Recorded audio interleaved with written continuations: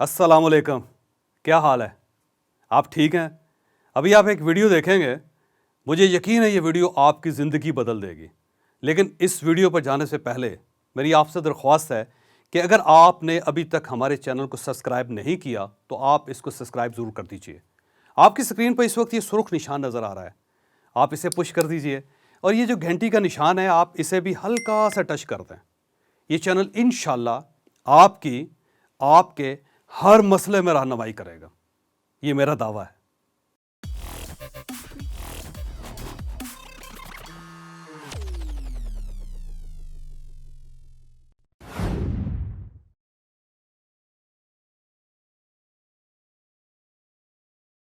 मेरे घर में एक छोटा सा लॉन है।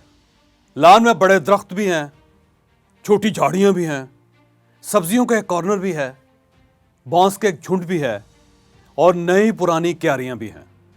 मैंने चंद दिन पहले इस लॉन में एक दिलचस्प तजर्बा किया।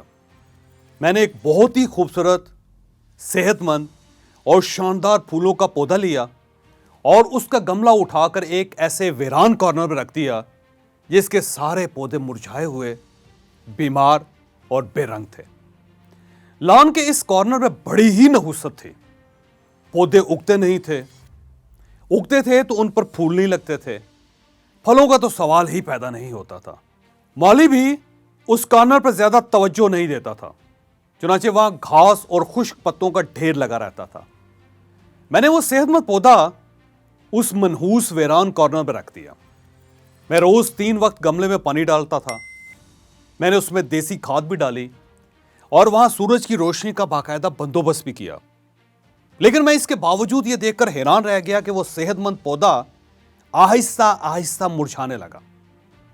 पहले उसने फूल देना बंद किए, फिर उसके पत्ते मुरझाने लगे और आखिर में वो बीमार सा होकर झुक गया। यूं वो खूबसूरत, सेहतमंद और शानदार फूलों वाला पौधा मेरे देखते ही देखते खत्म हो गया और वहां चंद दिन बाद एक बेरंग, एक बेरौनक गमले के सिवा कुछ नहीं था। मैंने इसके बाद एक और तजर्बा किया। मैंने उस वीरान, बेरौनक और नहूसत के शिकार कॉर्नर से एक मुरझाया हुआ बीमार पौधा लिया, उसका गमला उठाया और वो गमला एक ऐसे कॉर्नर पर रख दिया जिसके सारे पौधे सेहतमंद थे। इस कॉर्नर के हर गमले में फूल भी लगे थे, इसकी घास भी सेहतमंद थी और दरख्त भी पूरी तवानाई के साथ लहलहा रहे थे। मैंने ये बीमार पौधा इनके दरमियान रखने के बाद एक और दिलचस्प काम किया।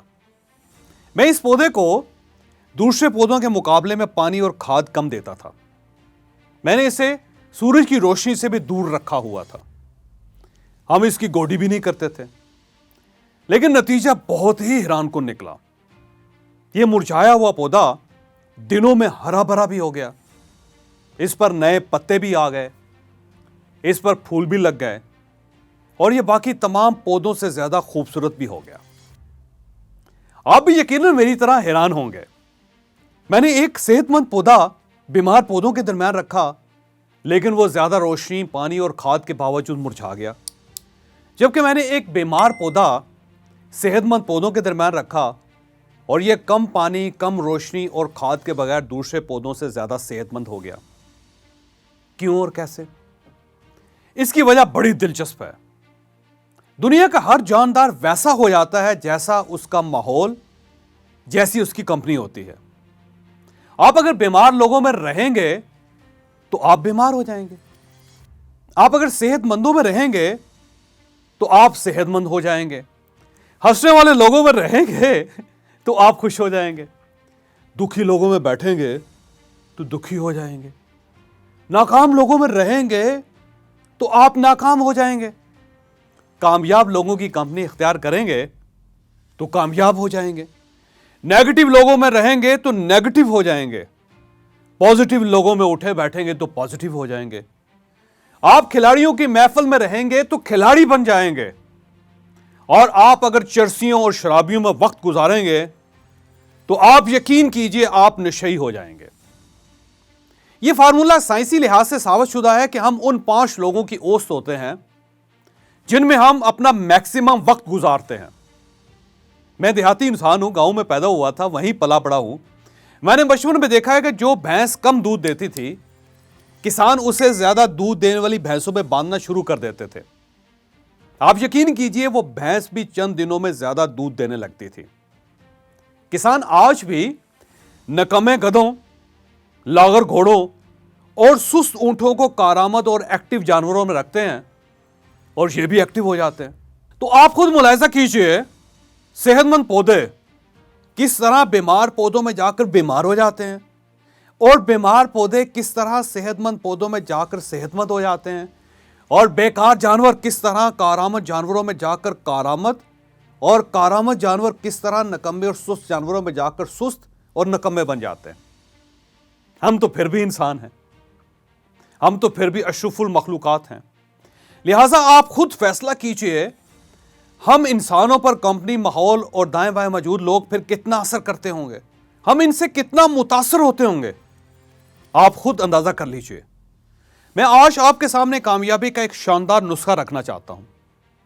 मैं ये नुस्खा अब तक 1012 लोगों पर आजमा चुका हूं और यकीन कीजिए ये तमाम लोग आज कामयाब और सेहतमंद जिंदगी गुजार रहे हैं। और वो नुस्खा ये है कि आप जैसा बनना चाहते हैं, आप आज से वैसे ही लोगों में बैठना शुरू कर दें, आप वैसे हो जाएंगे। आप दौलतमंद बनना चाहते हैं, आप खुद को एक गरीब पौधा समझें और खुद को अमीर गमलों के दरमियान रख दें। आप चंद दिनों में दौलतमंद होना शुरू हो जाएंगे। आप अगर इसी तरह आलम बनना चाहते हैं तो आप आलमों और प्रोफेसरों में बैठना शुरू करते हैं।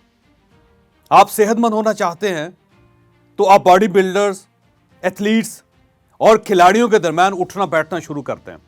आप एक्टिव होना चाहते हैं तो आप हाइपर एक्टिव लोगों में रहना शुरू करते हैं। आप एक्टर बनना चाहते हैं तो आप एक्टर्स में उठना बैठना शुरू कर दें। आप राइटर बनना चाहते हैं तो आप राइटर्स में उठना और बैठना शुरू कर दें।